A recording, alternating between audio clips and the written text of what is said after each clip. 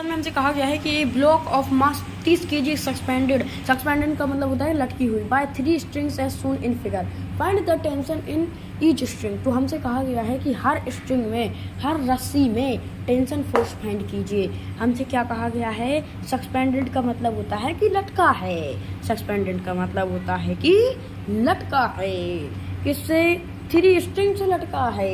वो 30 kg का block या 30 kg के मास का वो ऑब्जेक्ट लटका है 3 स्ट्रिंग से एज शोन इन फिगर, यानी कि इस फिगर में दिखाया गया है। वो फिगर बाद में देखेंगे। हमसे कहा गया है कि टेंशन फोर्स फाइंड कीजिए ईच स्ट्रिंग में। हम क्या करेंगे? सबसे पहले इस फिगर को देखेंगे। इस फिगर में आपको क्या दिख रहा है? क्या दिख रहा है इस फिगर में आपको? इस फिगर में आपको जो भी दिख रहा है, इसमें मेरी एक थोड़ी सी गलती हो गई है, उसको सुधार लेता हूँ। तो मेरी गलती थोड़ी जरा सा ये थी कि इस तरह से बनाना चाहिए था, ऐसे। ठीक है, अब आप देखिए, आप इसमें देख सकते हैं कि यहाँ 90 डिग्री का एंगल बन रहा है और इसको हमने माना T2, इसको माना टेंशन T1 है। यहाँ 37 डिग्री का बन रहा है एंगल। ठीक है, अब आप रुकिए 2 मिनट। अब आप जानते हैं कि अल्टरनेट इंटीरियर एंगल इक्वल होते हैं, तो ये 37 है, तो ये भी कितना हो जाएगा? 37 डिग्री। अब हम इसका फ्री बॉडी डायग्राम बनाते हैं। फ्री बॉडी डायग्राम का मतलब होता है कि बिल्कुल केवल उतना पार्ट बना लेना जितने से न्यूमेरिकल सॉल्व हो जाए। तो अलग से बनाएंगे वो पार्ट, जाना मत। हमने बनाया सबसे पहले, क्या बनाया हमने सबसे पहले बनाया एक ऐसा स्ट्रिंग, जो स्ट्रिंग लटकी है। 3 स्ट्रिंग बनाई, एक string T1, tension T1, string में ही तो होगी टेंशन। ये बनाई टेंशन T2, ये T2 है, ये 2 लिखा है। ठीक है, ये लिखा है T2।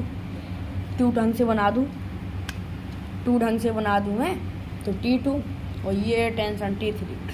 100 न्यूटन का बल नीचे लग रहा है, वेट एक्ट कर रहा है, तो नीचे भी 100 न्यूटन का लगेगा।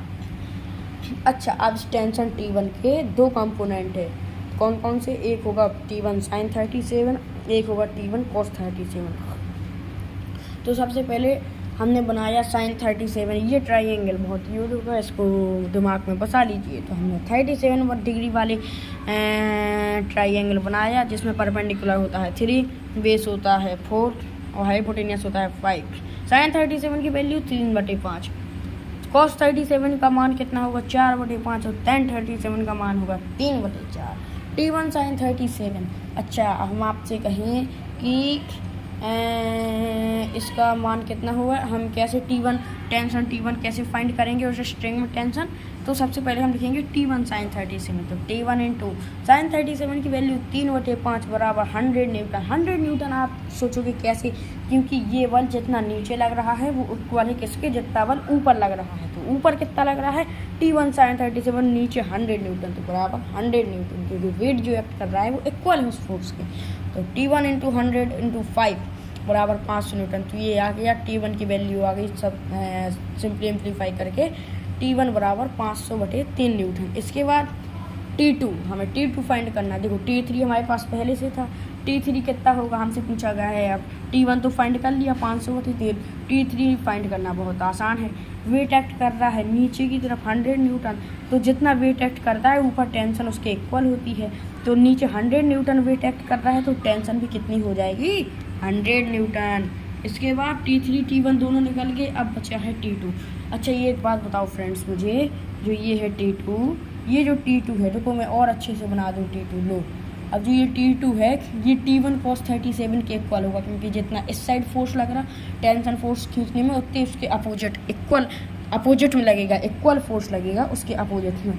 तो हमने क्या लिखा? T2 बराबर T1 cos 37, T1 cos 37 में, तो T2 बराबर T1 cos 37। तो T1 की वैल्यू अब चूँकि हमें पहले से पता है 500/3, और हमने लिखा इंटू cos 37 की वैल्यू अभी आपको बताई थी, जो है 4/5। तो हमने रख दी, 5 से 5 कट गया 100 इंटू 400/3। T2 की वैल्यू आ गई 400/3, तीनों की वैल्यू आ गई। ये था हमारा बढ़िया सा न्यूमेरिकल।